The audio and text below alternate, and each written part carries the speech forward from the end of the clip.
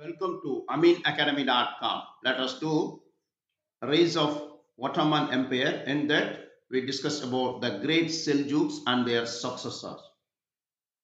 Most important in terms of their influence over the Ottomans were the Seljuks, a group of august warriors that apparently entered the Middle East in the 10th century. The Seljuks rose originally as mercenary guards in the service of the Karahanids. Later, they acted to defend town in Khorasan and Transoxiana against nomads and military adventures. And finally, they assumed the role of protectors of the later Abbasid caliphs of Baghdad against the threats of their dominions. In 1055, the real founder of the Seljuk dynasty, Turgul Bey, forced the Abbasid Caliph to make him protector of Orthodox Islam and to recognize him as Sultan or temporal ruler. The Seljuks were not the first military protectors of the powerless later caliphs, but they were the first to complete the process of regularizing and institutionalizing the relationship.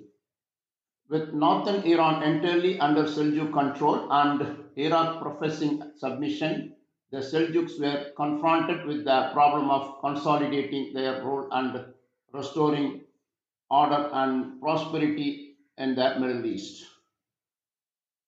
while providing their nomadic vassals with the booty and grazing lands they demanded, were the Seljuks still leaders of nomadic Turkmens, or were they now rulers and protectors of the civilization they had conquered?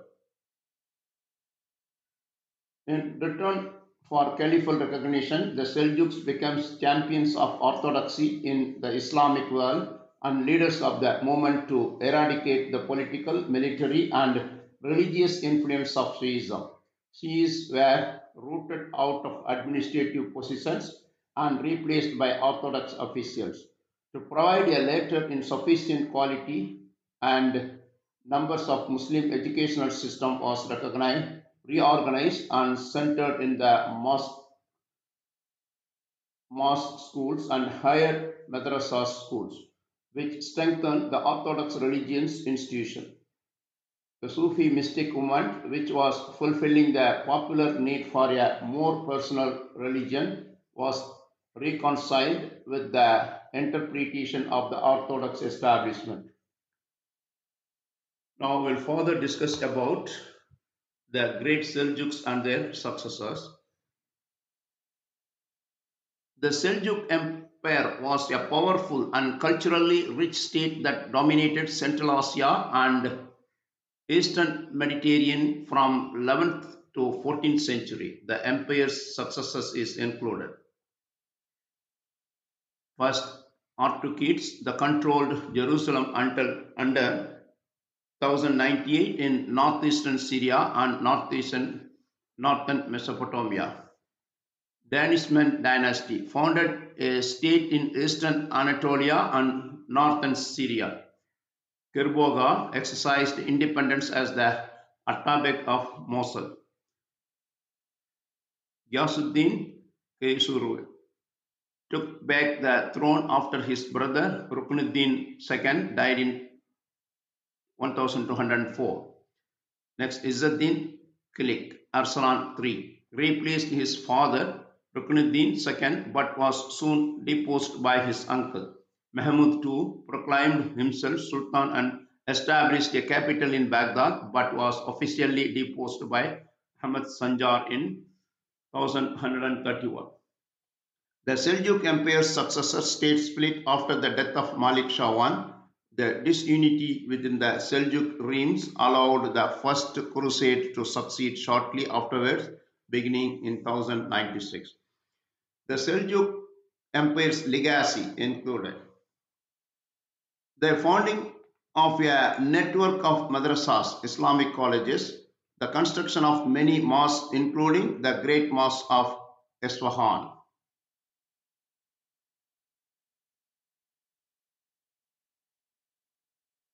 the flourishing of Persian culture on autonomy. This one. Seljuks ruling military family of the August Turkic tribes that invaded southeastern Asia in 11th century and eventually founded an empire that included Mesopotamia, Syria, Palestine, and most of Iran. Their advance marked the beginning of Turkic power in the Middle East. During the 10th century, migrations of the Turkic peoples from Central Asia and southeastern Russia, one group of nomadic tribes led by a chief named Seljuk settled the power reaches of the Daria, ancient Jaxartes River, and later converted to the Sunni form of Islam. They played a part of the frontier defense forces of Samanids and later Mahmud of Ghazna. Seljuks' two grandsons, Chagri, Chagri Beg and Togril Beg, enlisted Persian support to win realms of their own, Chagri controlling the greater part of Khorasan and Togril at his death in 1063, heading an empire that included western Iran and Mesopotamia. Under the Sultans Alp Arslan and Malik Shah, the Seljuk Empire was extended to include all of Iran and Mesopotamia and Syria, including Palestine. In 1071, Alp Arslan defeated an immense Byzantine army at Manzikert and captured the Byzantine Emperor Roman's four Diogenes. The way was open for Turkmen Seljuks to settle in Asia Minor.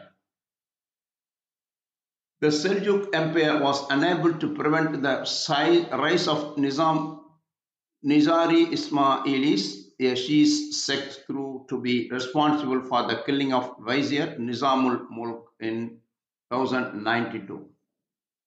More importantly, the empire was undermined by the Seljuks'